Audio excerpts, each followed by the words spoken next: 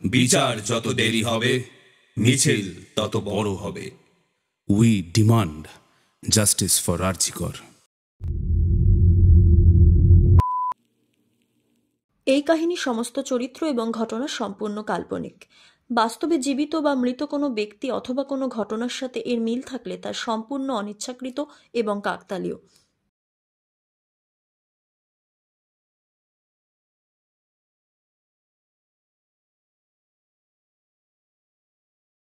গল্প শুরু করার আগে একটা বিশেষ ঘোষণা।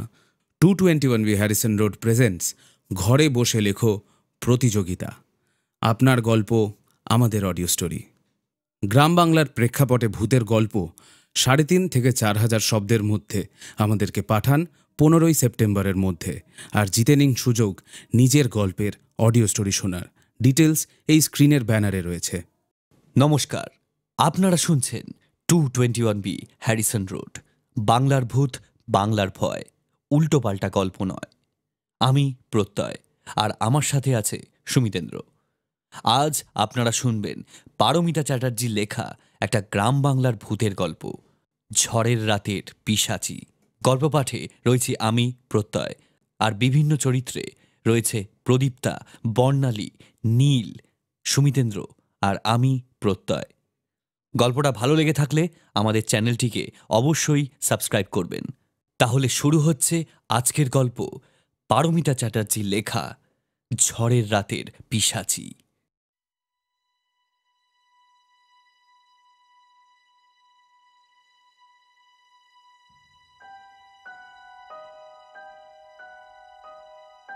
গ্রাম বাংলার চিরন্তন সৌন্দর্যের পাশাপাশি রহস্যের ভাণ্ডারও কিছু কম নয়।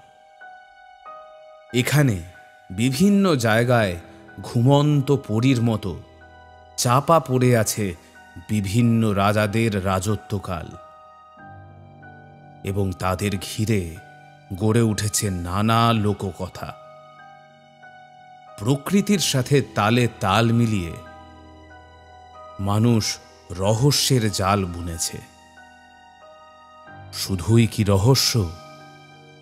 সেই রহস্যের হাত ধরে উঠে এসেছে বহু অলিখিত অভিশাপ, যার কবলে গ্রাম্য জীবন হয়ে উঠেছে আতঙ্কিত, বিপর্যস্ত। মৃত্যু হয়ে উঠেছে দোসর। জায়গাটা দেবগ্রাম জঙ্গলের গা ঘেঁষে একটি অলিখিত ছোট্ট জনবসতি। সরকারি নথিপত্রে এই জায়গার উল্লেখ পাওয়া যায় না। বহিরাগত মানুষের আনাগোনাও খুব বেশি নেই সেখানে। তবে আর 5টা গ্রামের মানুষের থেকে এই গাঁয়ের লোকের জীবনযাপনটা একটু আলাদা।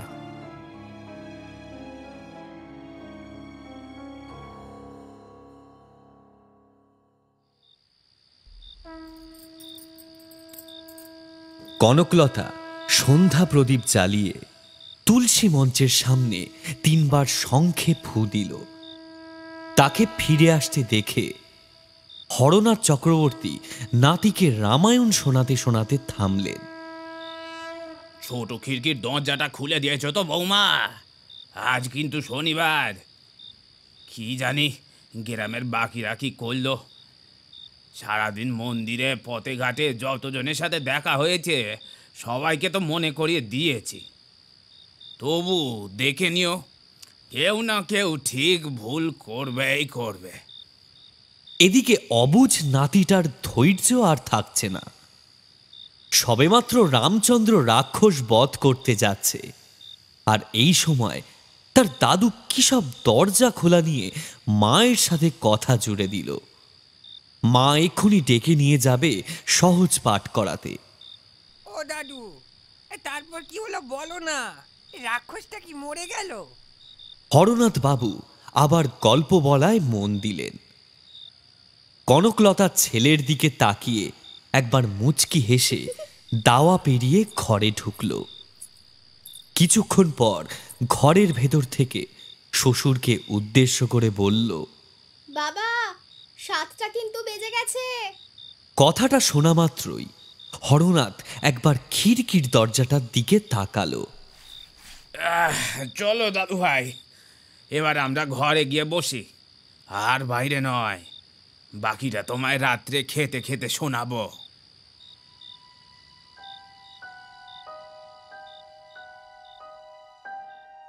শুধু হরনাথের বাড়িতেই নয়, ঘড়ির কাঁটা সাতের ঘর ছুঁতেই গ্রামের পথ ঘাট, বাজার দোকান, এমনকি বাড়ির উঠোনেও যেন শ্মশানের নিস্তব্ধতা নেমে আসে।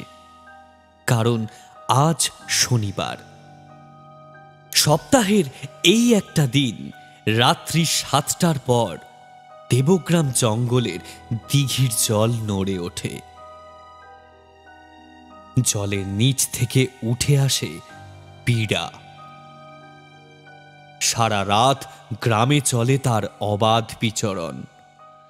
এই গ্রামের সব বাড়িতেই আর কিছু থাক বা না থাক, বাড়িতে ঢোকার মুখে বড় সদর দরজার পাশে একটা ছোট খিড়কি দরজা থাকবেই। আজ রাতে সেই দরজা খুলে রাখে গ্রামবাসীরা। কিন্তু কোনো কারণে ভুল করেও যদি সেটা বন্ধ থাকে, তাহলে সেই বাড়ির পুরুষ মানুষ পীড়ার সাপের কবলে পড়ে এবং 13 দিনের মাথায় তার মৃত্যু হয়। এই ভয়ানক অভিশাপ গ্রামের মানুষ বহন করে নিয়ে আসছে বছরের পর বছর। তাই এরা ভুল করেও কোনো ভুল করে না এই রাতে।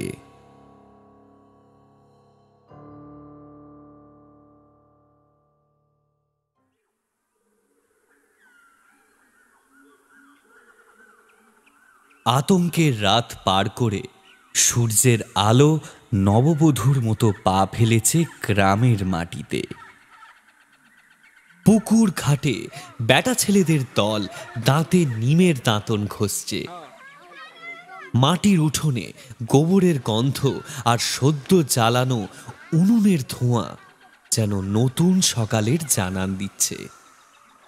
জগাই তার পোষা হাঁসগুলোকে ছাড়তেই সেগুলো গিয়ে একেবারে পুকুরে ঝাঁপ দিল। সব সৌন্দর্যের মাঝে আরো একটা মজার জিনিস প্রায় প্রতিদিন সকালেই দেখা যায় এখানে। নটবরের মুদির দোকানের সামনে চাপা কলটায় কার কলসি আগে ছিল, কার বালতি সরিয়ে কে আগে জল ভরে নিল, কে কত সকালে এসে লাইনে দাঁড়িয়েছে, এই নিয়ে ঘরের লক্ষ্মীমন্ত বউদের চণ্ডী রূপে ঝগড়ার নিপুণতা বা দক্ষতা প্রদর্শন সে এক দেখবার মতো জিনিস। তাই এই সময়টুকু নটবর বাদে আর কোনো পুরুষ মানুষ ওই পথ মারায় না। রোজগারের মতো আজও হরনাথ পুকুরে স্নান সেরে গামছাখানা ভাঁজ করে টাকের উপর দিয়ে নাতির জন্য খাঁটি দুধ নিয়ে বাড়ি ফিরছিল। জগাই তখন তার মাটির উঠোনে বসে গরুর বিচালি কাটছে। কিরে জগাই, কাল সব ঠিকঠাক ছিল তো গ্রামে? খবর নিয়েছিলি সকালে? এসবের কি আর খবর হয় কাকা? কিছু হলে হাওয়ার আগে খবর ছোটে। আর সব কিছু জানার পরেও কেউ যদি বিপদকে গরম পান্তা ভাত খাওয়ানোর জন্য নিমন্ত্রণ করে ডাকে, তাহলে তো তোমার আমার কিছু করার নেই। যাও যাও, তুমি বাড়ি যাও। ভিজে ধুতি পরে বেশিক্ষণ থেকো না, শেষে জ্বর জারি বাঁধাবে। হরনাথ বাড়ির পথ ধরল। কনকলতা দাওয়ায় বসে উনুনে তালপাতার বাতাস করছিল। শ্বশুরকে ঢুকতে দেখে মাথায় ঘোমটাখানা টানতে টানতে সামনে এসে দাঁড়ালো। বাবা, পরাণ কাকা এসেছেন, আপনার ঘরেই আছেন। মনে হয় কিছু একটা হয়েছে। আমাকে কিছু বলেননি, আপনি যান, আমি চা নিয়ে আসছি। পরাণ হরনাথের বাল্যবন্ধু, যাকে বলে হরিহর আত্মা। হরনাথ ঘরে ঢুকতেই একেবারে কান্নায় ভেঙে পড়ল পরাণ। আমার কি সর্বনাশ হলো! আমার একমাত্র ছেলেটা চলে যাবে। বাবা আমি কিছুই করতে পারলাম না। তুই আগে শান্ত হয়ে বস দেখি। কেন এরকম সকাল সকাল অলক্ষণে কথা কইছিস? কি হয়েছে? তুই তো জানিস আমার ছেলেটার নেশাবান করার অভ্যাস আছে। হাজার চেষ্টা করেও তার এ দোষ আমি ছাড়াতে পারিনি রে।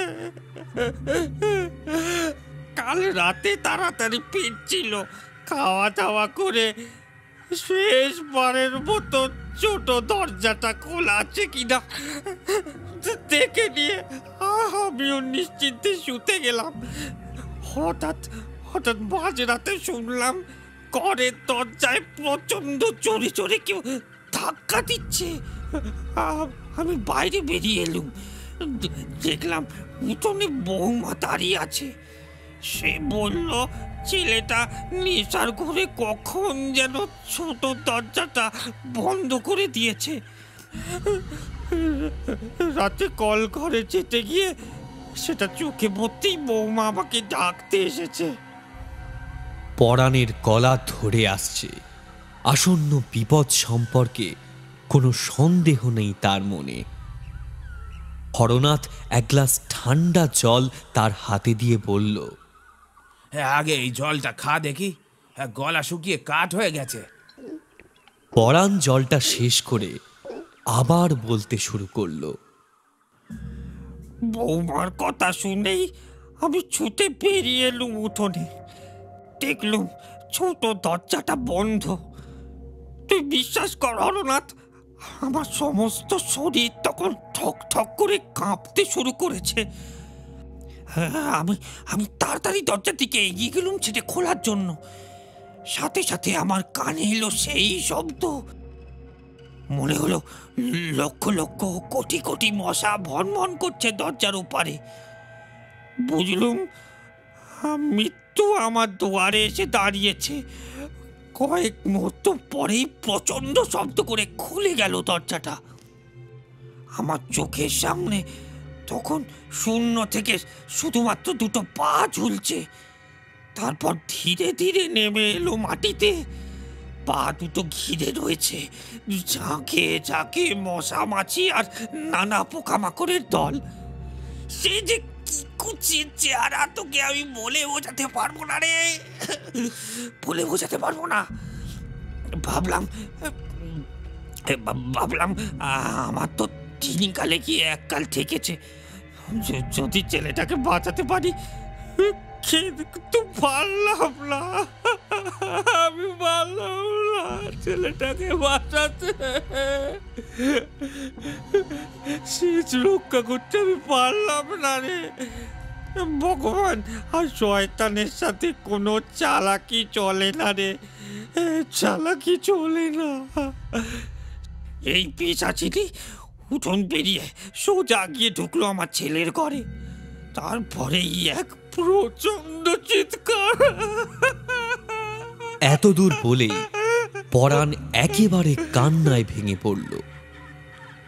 আজ সকালে আর ছেলের ঘরে গিয়েছিলি? কেমন দেখলি তাকে?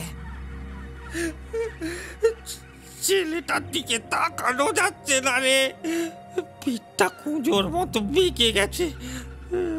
সারাটা শরীর দগদগে গায়ে ভর্তি।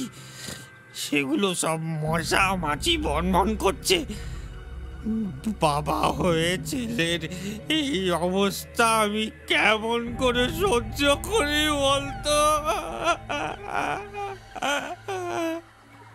সব কথা শুনে হরনাথ একটা দীর্ঘশ্বাস ছাড়ল। কনকলতা চা নিয়ে ঘরে ঢুকল। নে পরাণ, চাটা খা দেখি, তারপর আমি যাব তোর সাথে। দেখি কিছু একটা উপায় বের করা যায় কিনা। তোকে তোকে একটা কথা বলবো। এই 13টা দিন আমার নাতিটাকে বিকেলবেলা তোর বাড়িতে দিয়ে যাব, আর পরের দিন সকালে নিয়ে যাব। শুধু রাতটুকু যদি ওকে তোর কাছে রাখিস তাহলে খুব ভালো হয়। তুই তো জানিস এই 13টা দিনই প্রতি রাতে সে আসবে। তুই কোনো চিন্তা করিস না, এখন চল দেখি বেরোনো যাক।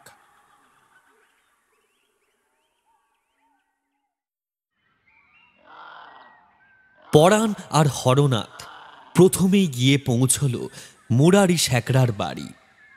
সবাইকে ছেড়ে দিয়ে মুরারিকে নির্বাচন করার পিছনে অবশ্য একটা কারণ আছে। মুরারির বাবা ছিলেন এ তল্লাটের নামকরা ত্রিকালজ্ঞ তান্ত্রিক।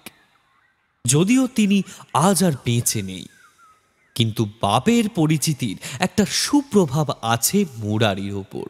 বিভিন্ন জায়গা থেকে প্রায় মন্দিরের মায়ের জন্য সোনার টিপ, নাকের নোলক, হাতের বালা বানাতে আসে মানুষজন।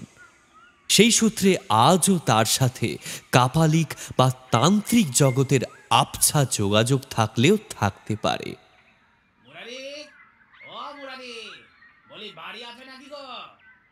একটু বাইরে এসো তো দেখি। হরনাথের ডাকে সে গামছায় হাত মুছতে মুছতে ঘর থেকে বেরিয়ে এলো। আরে হরনাথ কাকা, পরাণ কাকা, আপনারা এত সকালে? আসুন আসুন। আমরা একটা বিশেষ প্রয়োজনে তোমার কাছে এসেছি। ষোড়শীদা সিদ্ধ তান্ত্রিক ছিলেন।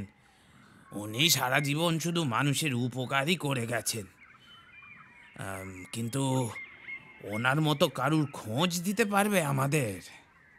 কেন কাকা, হঠাৎ এই কথা বলছেন? কিছু কি হয়েছে? পরাণ নিজে মুখে তার পরিবারের সব কথা খুলে বলল মুরারিকে। মুরারি কয়েক ক্রোশ দূরে গাংনাপুর গ্রামের একজন তান্ত্রিকের ঠিকানা দেয়। সেদিন দুপুরেই তার কাছে গিয়ে সব কিছু জানাতে তিনি বললেন, আপনাদের গ্রামে যা ঘটে চলেছে সে এক মারাত্মক অভিশাপ। এর থেকে মুক্তি পাওয়া খুব একটা সহজ নয়। আমি আপনার ছেলেকে বাঁচাতে পারবো না। কারোর উপর একবার পীড়ার অভিশাপ লেগে গেলে তাকে আর বাঁচানো যায় না। এবার অন্যদিকে আপনার ছেলের মৃত্যু না হওয়া পর্যন্ত আপনাদের গ্রাম থেকে পীড়ার অভিশাপও যাবে না। আমার ছেলের মৃত্যু না হলে ফিরার অভিশাপ যাবে না? কি বলছেন আপনি এসব? আমি এখনো কিছুই বলিনি, কিন্তু এবার যা বলবো সেটা মন দিয়ে শুনতে হবে। যদিও সেটা শুনতে আপনাদের একেবারেই ভালো লাগবে না, কিন্তু পীড়ার হাত থেকে মুক্তি পাওয়ার আর কোনো উপায় আমার জানা নেই। না না, আপনি বলুন। সে কাজ যতই কঠিন হোক, আমি আর পরাণ গ্রামের মানুষের সাথে কথা বলে তাদের ঠিক রাজি করিয়ে নেব। আপনার ছেলের মৃত্যু পর্যন্ত আপনাদের বাড়িতে পীড়ার সব অত্যাচার সহ্য করতে হবে। যেদিন আপনার ছেলের মৃত্যু হবে সেদিন রাত ৩টের পর ওই মৃতদেহর রক্ত অর্পণ করতে হবে দেবগ্রাম জঙ্গলের দিঘিতে। আর সেদিন রাতে গ্রামের সব বাড়ির ছোট দরজা বন্ধ থাকবে। আপনারা যদি রাজি থাকেন তাহলে কাজ আমি করতে পারি। চিন্তা করে আমাকে জানাবেন সময় মতো।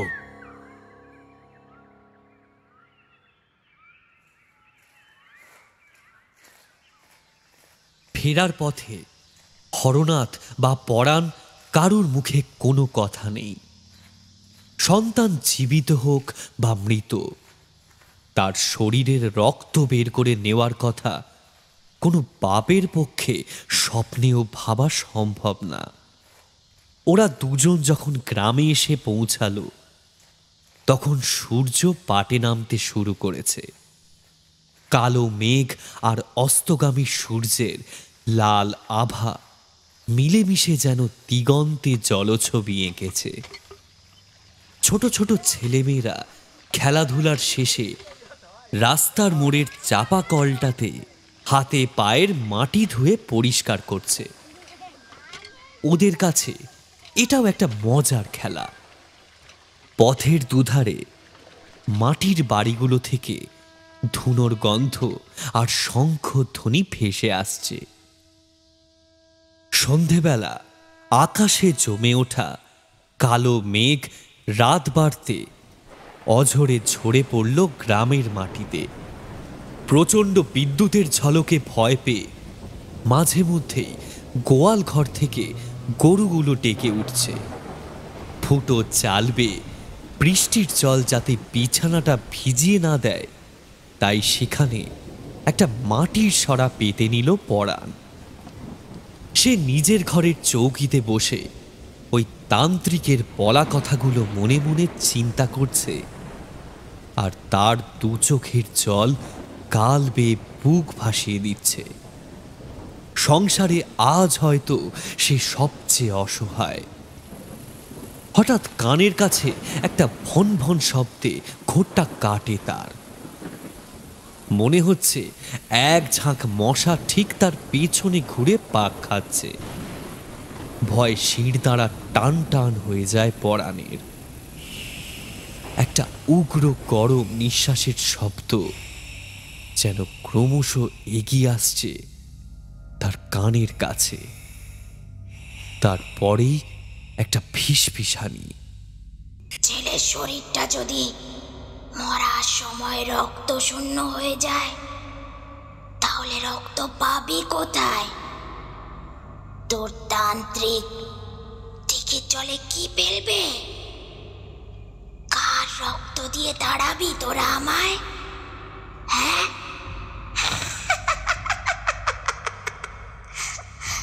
শব্দের খেলা শেষ হতেই একটা পচা গন্ধ আর পৈশাচিক হাসিতে ভরে উঠল জায়গাটা।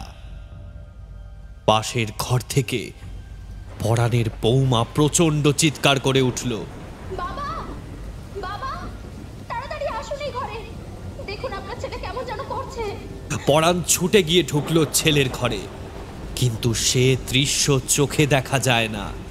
ছেলেটার গায়ে জায়গায় জায়গায় গ্রীষ্মের ফাটা মাটির মতো চিড়ে গিয়ে রক্ত ঝরে পড়ছে। যন্ত্রণায় পাগলের মতো সে ছোটাছুটি করছে সমস্ত ঘর জুড়ে। বউটা ভয়ে খাটের এক কোণে গুটিয়ে আছে। পরাণ ছুটে গিয়ে জড়িয়ে ধরল ছেলেকে। কি হয়েছে বাবা তোর? কি হয়েছে? অমন ছোটাছুটি করছিস কেন? কোথায় কষ্ট হচ্ছে আমাকে বল, বল বাবা, কোথায় তোর কষ্ট হচ্ছে? কষ্ট? কি হয়েছে বাবা? বাবা, বল কষ্ট। না, বল না। সারা শরীরটা আমার আগুনের মতো জ্বলছে। কিচ্ছু হবে না। প্রচন্ড প্রচন্ড যন্ত্রণা। ওরে বাবা রে, সরে যাও, সরে যাও আমার সামনে থেকে। সরে যাও সবাই, সরে যাও, সরে যাও। পরাণ পাথরের মতো দাঁড়িয়ে থাকে দরজার সামনে। তার কানে ভাসতে থাকে সেই অপার্থিব শব্দগুলো। ছেলের শরীরটা যদি মরার সময় রক্ত শূন্য হয়ে যায় তাহলে রক্ত পাবি কোথায়?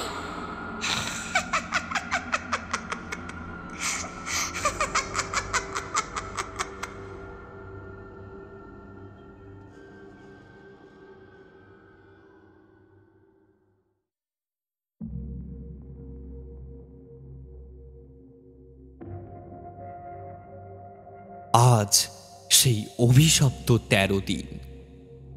প্রতিদিনের মতো আকাশ রাঙা করে সূর্য উঠলেও পরাণের ভিটে অন্ধকার। পরাণ বাঁশের খুঁটিতে হেলান দিয়ে বসে আছে মাটির তাওয়ায়। দৃষ্টি স্থির হয়ে আছে খোলা আকাশের দিকে। গতকাল থেকে বৌমা এক মুহূর্তের জন্যেও সরেনি ছেলেটার কাছ থেকে।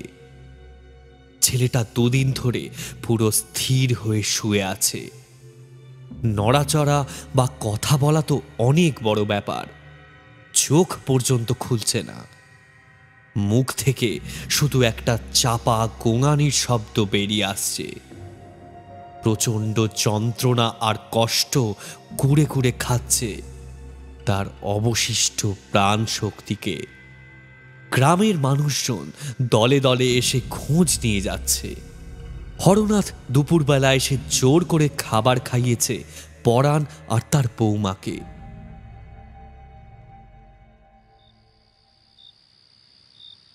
অবশেষে সেদিন যখন পরাণের ছেলের মৃতদেহটা উঠোনে নামানো হলো, তখন সন্ধ্যা পেরিয়ে রাত নেমেছে।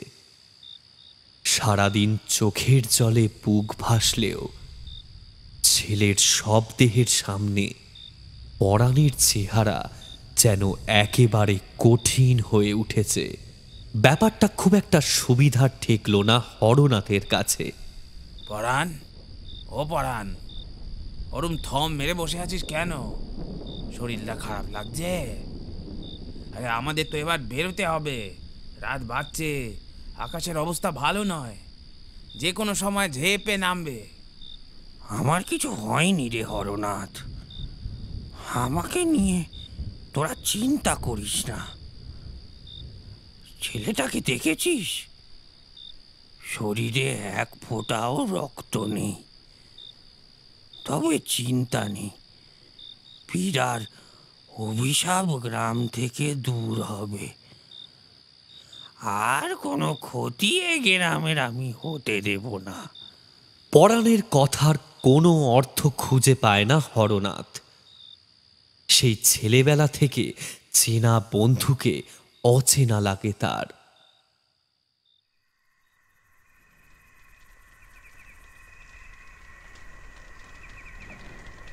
শ্মশানে চিতা জ্বলছে, সামনে দাঁড়িয়ে আছে গ্রামের বেশ কিছু মানুষ। কিছুটা দূরে একটা উঁচু ঢিবির ওপর বসে ছেলের জ্বলন্ত চিতার দিকে এক দৃষ্টে তাকিয়ে আছে পরাণ। হঠাৎ পাশে হরনাথের হাত দুটো চেপে ধরে সে বলল, হ্যাঁ রে হর, তুই আমাকে সারা জীবন অনেক কিছু দিয়েছিস, আর শেষবারের মতো একটা কথা দিবি ভাই? তুই কিছু চাইলে আমি সেটা দেব না, এটা আবার হয় নাকি? আমার ছেলেটা তো চলে গেল, যদি আমারও কিছু হয়ে যায়, আমার বৌমা আর নাতিটাকে তুই দেখবি তো? কি সব পাগলের মতো বলছিস বলতো?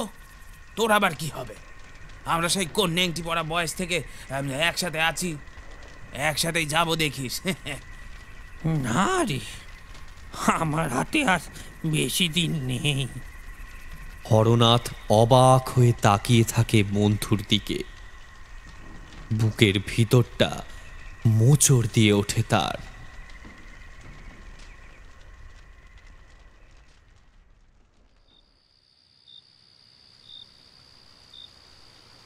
এই ঘটনার পর কেটে গেছে প্রায় 15 আজ আবার সেই অভিশপ্ত শনিবার। সম্পূর্ণ গ্রাম নিদ্রাচ্ছন্ন। ঝিরঝির বৃষ্টি পড়ছে বাইরে। প্রতিটা বাড়ির বড় দরজাটা বন্ধ আর ছোটটা খোলা। ঘুম নেই শুধু পরাণের চোখে। ছেলের মৃতদেহের সামনে বসে মৃত্যুর যে জাল সে মনে মনে বুনেছিল, আজ রাতেই তার প্রথম পদক্ষেপ ফেলতে হবে। এই গ্রাম তার জন্মস্থান। দিনের পর দিন এই অভিশাপের কবলে পড়ে কিছুতেই শেষ হতে দেবে না পরাণ। দরজা খুলে উঠোনে এসে সে দাঁড়ায়। রাতের নীরবতা আর পীড়ার ভয়ে যেন আবার গ্রাস করেছে গোটা গ্রামটাকে। পরাণ এগিয়ে যায় খোলা খিড়কির দরজাটার দিকে। সেটা বন্ধ করে দিয়ে নিশ্চল পাথর হয়ে দাঁড়িয়ে থাকে। সে জানে নিশ্চিত মৃত্যুর আগমন ঘটতে চলেছে। এখন শুধু তারই অপেক্ষা। কিছুক্ষণের মধ্যেই পরাণের বন্ধ দরজার বাইরে জমা হয় ঝাঁকে ঝাঁকে মশার দল। পরাণ চোয়াল শক্ত করে দাঁড়ায়। বন্ধ দরজাটা এক প্রচণ্ড শব্দ করে খুলে যায়। দরজার বাইরে শূন্যে ঝুলতে থাকা কদাকার পা দুটো ধীরে ধীরে নেমে আসে মাটিতে। পীড়ার রূপ যেন অতি বড় পিশাচকেও হার মানায়। মাথার কোকড়া চুল কোমর ছাড়িয়েছে। লাল চোখ দুটোর মাঝখানে কালো বিন্দুর মতো মণি। গায়ের রং তামাটে। তার কালচে শরীরের চারিদিকে অনবরত পাক খাচ্ছে মশা মাছি আর পোকামাকড়ের দল। পরাণ কিন্তু স্থির হয়ে দাঁড়িয়ে আছে। নিজের উদ্দেশ্যে সে একেবারে অটল।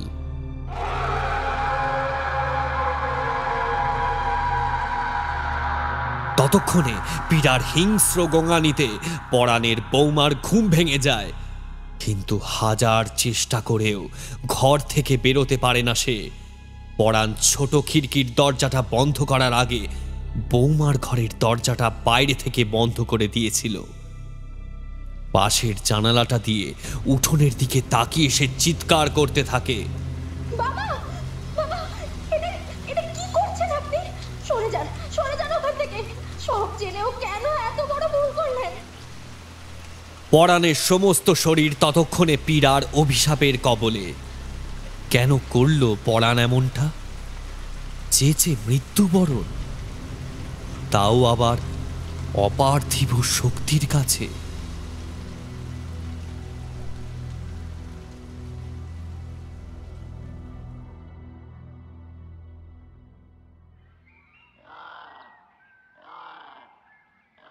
পরের দিন সকালবেলা খবর পেয়ে হরনাথ ছুটে আসে। হ্যাঁ রে হতভাগা, কেন করলি এই কাজটা তুই? বৌমা আমাকে বলেছে যে দরজা খুলেই সে শুতে গেছিল, তাহলে তুই কেন বন্ধ করলি সেটা রে? কেন বন্ধ করলি সেটা? এই জন্যই সেদিন শ্মশানে দাঁড়িয়ে আমাকে এতগুলো কথা বলছিলি তুই। কাজটা করার আগে একবারও ভাবলি না আমাদের কথা? ভাবলি না? এখন আমি তোকে কি করে বাঁচাবো বল দেখি? একটা উপায় কিন্তু আছে জানিস? পারবি কাজটা করতে? কি উপায় তুই বল, আমি আমি ঠিক পারবো। হ্যাঁ, রাংনাপুরের ওই তান্ত্রিকের কথা মনে আছে তোর? হ্যাঁ, তাকে আজ একবার নিয়ে আসতে পারবি? উনি ঠিক কিছু না কিছু উপায় বার করবে।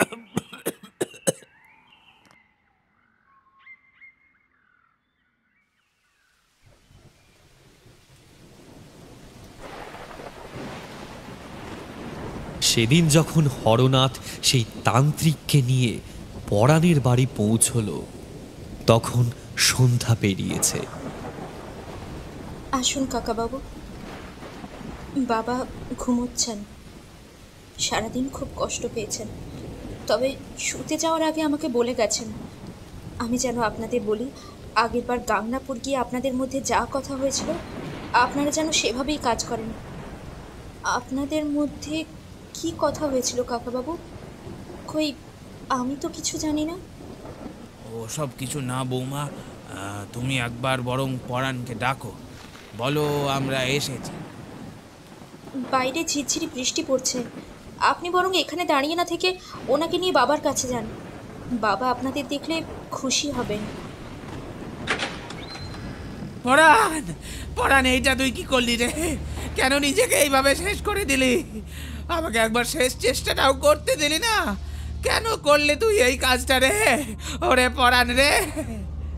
পরাণের ঝুলন্ত শরীরটার পা দুটো জড়িয়ে কান্নায় আকুল হয়ে কথাগুলো বলল হরনাথ। মানুষটা যে এমন নিঃশব্দে ঘরের ভেতর গলায় দড়ি দিয়েছে কেউ টের পায়নি। এদিকে তান্ত্রিক কিন্তু পরাণের মনের ইচ্ছেটা ধরতে পারলেন। পরাণের ঝুলন্ত শরীরটার দিকে তাকিয়ে তিনি বললেন, এত বড় ত্যাগ কোনো সিদ্ধ পুরুষের পক্ষেও সম্ভব নয়। ওর ত্যাগ যেন বিফলে না যায়, তার ব্যবস্থা আমাদের আজ রাতেই করতে হবে। আপনি কি বলছেন বাবা? আমি তো কিছুই বুঝতে পারছি না। পরাণের কোন ত্যাগের কথা বলছেন আপনি? আপনার বন্ধু সকালে আপনাকে বলেছিলেন আমাকে নিয়ে আসার কথা। গতকাল রাতে উনি পীড়ার অভিশাপের শিকার হয়েছেন একেবারে ইচ্ছে করে। উনি ঠিকই করে রেখেছিলেন যে আজ উনি আত্মহত্যা করবেন, যাতে ওনার শরীরের রক্ত দিয়ে আমরা পীড়ার অভিশাপকে চিরকালের মতো ধ্বংস করতে পারি। উনি ঠিকই ধরেছিলেন, 13 দিন অপেক্ষা করলে হয়তো ওনার পরিণতিও ওনার ছেলের মতোই হতো। আমরা ঢোকার সময় বৌমা কি বলল আপনি সেটা একটু মনে করে দেখুন।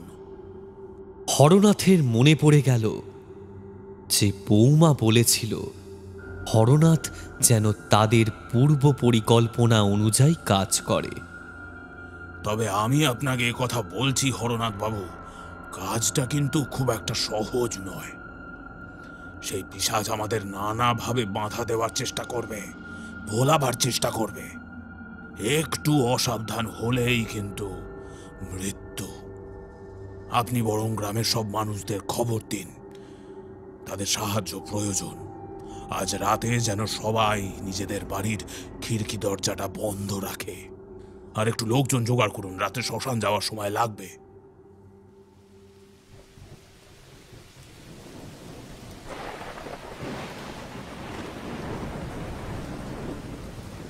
সেই তান্ত্রিকের কথা মতো স্থির হলো। ঠিক রাত 3টের সময় তিনি পরাণের শরীরের কিছুটা রক্ত একটা মাটির ঘড়ায় ভরে রওনা হবেন দেবগ্রাম জঙ্গলের দিঘির দিকে। আর হরনাথ গ্রামের কিছু মানুষকে নিয়ে পরাণের শরীরটা নিয়ে রওনা দেবে শ্মশানের দিকে। গ্রামের সকলকে জানিয়ে দেওয়া হলো আজ যেন তারা যে যার বাড়ি ওই ছোট খিড়কি দরজাটা বন্ধ রাখে। এদিকে রাত বাড়তেই শুরু হলো প্রচণ্ড ঝড় বৃষ্টি। বিদ্যুতের ঝলকানিতে যেন চোখ ধাঁধিয়ে যাচ্ছে। পরাণের রক্তে ভেজা শরীরটা খাটিয়ায় বাঁধা রয়েছে মাটির বারান্দাতে। সেই তান্ত্রিক জড়ো হওয়া 15-20 জনকে উদ্দেশ্য করে বললেন, আপনারা কেউ ভয় পাবেন না, ঈশ্বরের ওপর ভরসা রাখুন। তার ইচ্ছা ছাড়া এই জগতে কিছুই হয় না। আমরা যে যার সময় মতো নিজেদের গন্তব্যের দিকে রওনা হব। পথে কোনো রকম শব্দে ঘাবড়াবেন না। সবাই নিজ নিজ ইষ্টর নাম জপ করুন। দেখতে দেখতে রাত 3টে বাজল। প্রকৃতি এখন শান্ত। টুকরো মেঘের ফাঁক দিয়ে চাঁদের আলো এসে পড়েছে মাটিতে। গাছের পাতা থেকে টুপটাপ করে জল ঝরে পড়ছে। রাস্তার দুধারে জমে থাকা জল কলকল শব্দে উদ্দেশ্যহীনভাবে ছোটাছুটি করছে।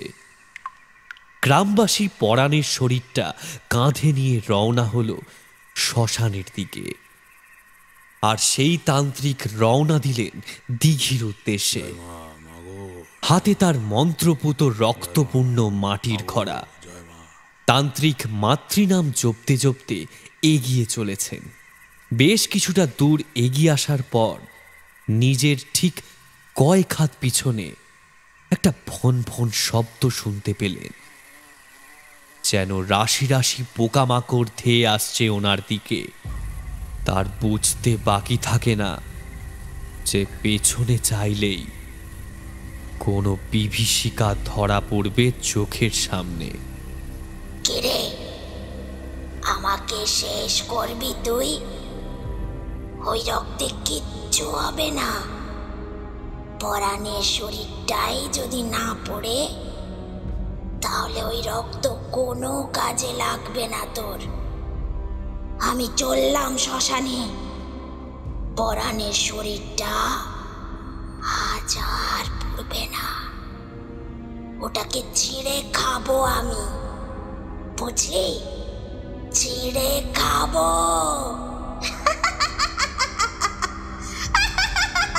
কথাটা শেষ হতেই একটা বিশ্রী কুটিল হাসিতে যেন ফেটে পড়ল জায়গাটা। হাওয়ার দিক পরিবর্তনের মতো যেন পোকামাকড়ের দল তাদের দিক পরিবর্তন করল শ্মশানের দিকে। এদিকে শ্মশান ভূমিতে তখন সবেমাত্র পরাণের শবদেহটা নামানো হয়েছে। একটা প্রচণ্ড হাওয়ায় তোলপাড় হতে শুরু করলো জায়গাটা। কোথা থেকে রাশি রাশি পোকামাকড়ের দল এসে ক্রমশ ঘিরে ফেলছে পরাণের শরীরটাকে। শ্মশান যাত্রীরা এর কারণ জানে। সবাই এক পা দুপা করে পেছোতে শুরু করলো পরাণের শরীরটা থেকে। একমাত্র হরনাথ দাঁড়িয়ে রইল সেখানে, কারণ সে জানে কেউ অভিশপ্ত না হলে পীড়া তাকে স্পর্শ করতে পারে না। উপস্থিত সবার কানে এবার কয়েকটা শব্দ ভেসে এলো।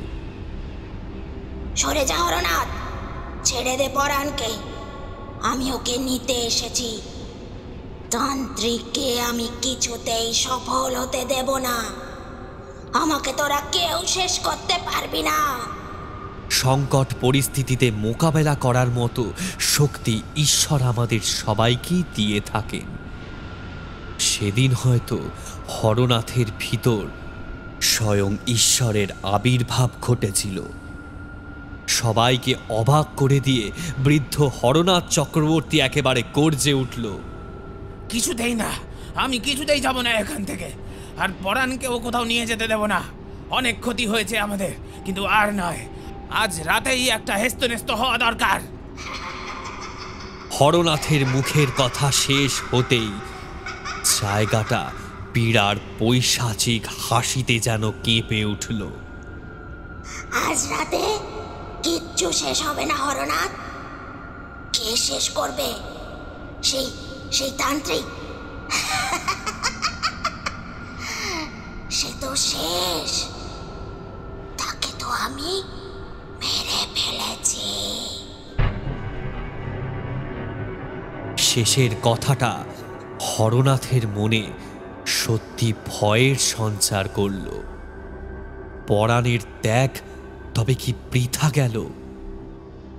পরাণের শরীর সমেত খাটিয়াটা এবার ধীরে ধীরে মাটি ছেড়ে শূন্যে উঠতে শুরু করেছে।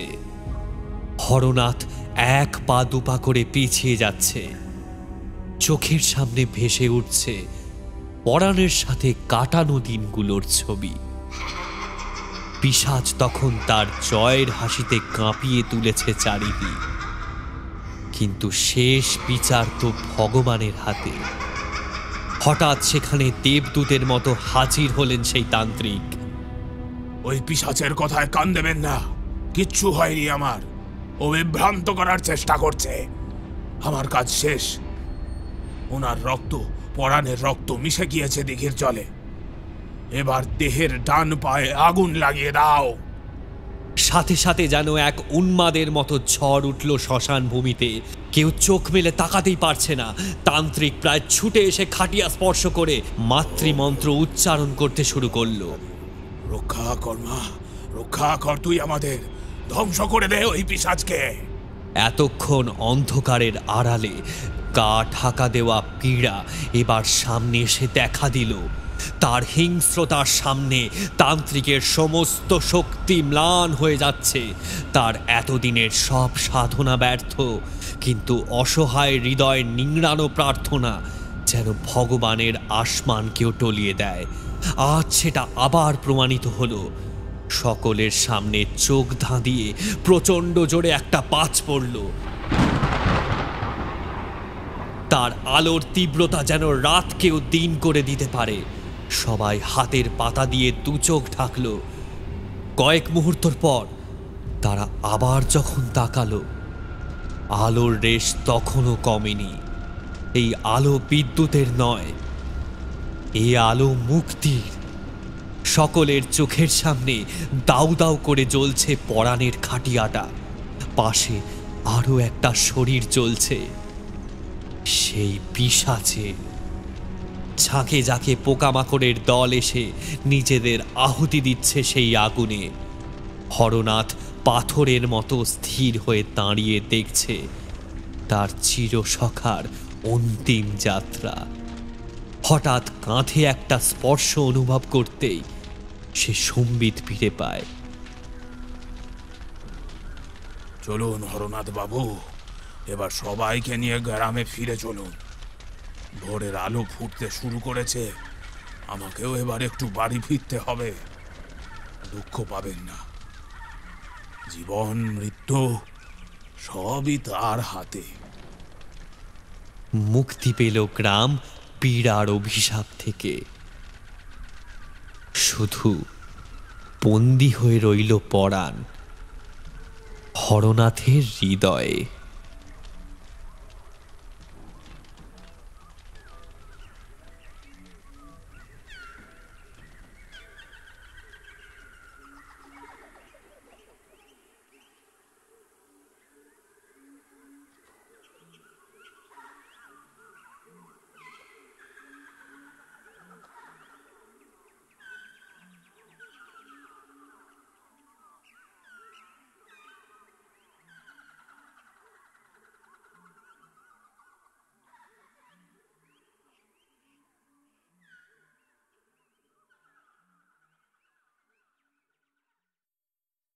শেষ হলো আজকের গল্প, পারমিতা চ্যাটার্জির লেখা একটা গ্রাম বাংলার ভূতের গল্প, ঝড়ের রাতের পিশাচি। গল্পটা কেমন লাগলো অবশ্যই কমেন্ট করে জানাবেন, আর কে কোথা থেকে শুনছেন, কিভাবে শুনছেন সেটাও মেনশন করবেন। This video is sponsored by the members of 221B Harrison Road. আমাদের মেম্বার বন্ধুদের অসংখ্য ধন্যবাদ আমাদের পাশে থাকার জন্য। তাহলে দেখা হচ্ছে পরের এপিসোডে। শুনতে থাকুন 221B হ্যারিসন রোড, বাংলার ভূত, বাংলার ভয়, উল্টো পাল্টা গল্প নয়।